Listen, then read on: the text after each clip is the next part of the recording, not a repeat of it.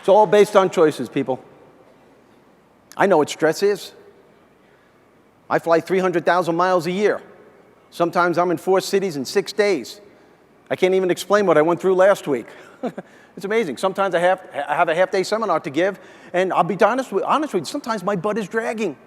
But the thing that juices me more than anything else, the thing that gives me more positive energy more than anything else, it's not caffeine, it's not alcohol, it's not drugs. I mean, I do those things, but it's none of those things. Kidding. The thing that juices me is when I turn my humor being loose in a public setting. That's what I'm noted for with my friends. Sometimes they just don't want to be near me when I let loose. And the thing that cracks me up when I do this are the people that don't get it. That's what cracks me up. I'm in hotels my entire life. I'm always having fun with the hotel staff. They never get it. I was at the Ritz-Carlton a while back. Housekeeping knocked on my door and said, "Mr. Rizzo, can I turn down your bed?" I opened up the door and they said, "Why? Is it too loud?" She didn't get it. You should have seen the look at her face. No, I'm going, oh, he's weird. I'm not going back in there. I'll tell you that right now. So I got back to my room. This was at the Ritz-Carlton, and I noticed that they did turn down my bed. You know what turn down service is, right, folks? That's when housekeeping comes into your room. Well, you're not there, and they rearrange everything so that when you go back in, you have no idea where anything is. The thing that cracks me up more than anything, turn down service, does anyone know what it is? It's the piece of chocolate they put on your pillow. We're supposed to consume this. It's a nightcap. Nightcap? Are you kidding me? Chocolate is going to help you sleep? It has the complete opposite effect. The comedian in me, thinking of the absurdity of this, I dialed the front desk the next morning and said, "Hey, I want to thank you very much for that chocolate. It really helped me sleep last night." "Well, you're very welcome, Mr. Rizzo. Is there anything else we can do for you?" I said, "Yeah, I was wondering. Maybe tonight you could put a vial of crack and a pot of coffee on my pillow." "No, seriously, I think that'll help me sleep." So you're laughing. You want to know what he said? "Oh, I don't think we could do that." How do you not get that? And the next thing that I want you to do, as soon as you have this attitude of gratitude going for you, tell yourself you're going to enjoy the day. Say it to yourself, you know what, I'm going to enjoy the day. This is going to be a good day. Visualize how you want your life to go. Visualize yourself having fun with your fellow workers, the people you're working for, who are working for you. Doesn't matter. Just visualize yourself achieving the goal. And always, always find the laughter within you and around you every day of your life, and that should start in the morning before you leave the house. There's humor all around you.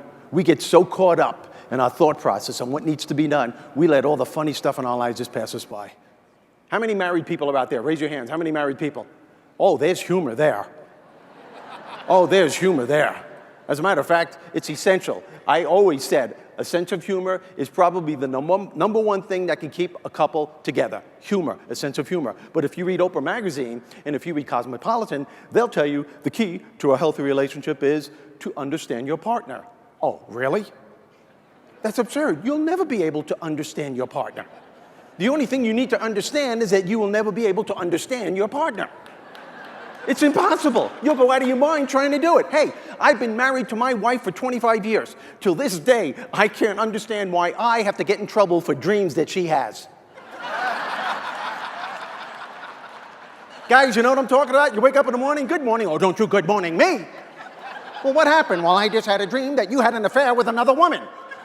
And really, guys, your response should never be, really? What'd she look like?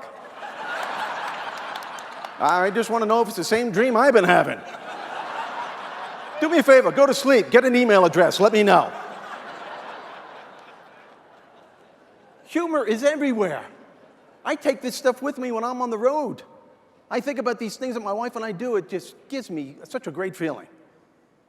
And if you're married, you know you're going to argue, and the arguments are usually funny. I mean, really funny, because you never know what's going on.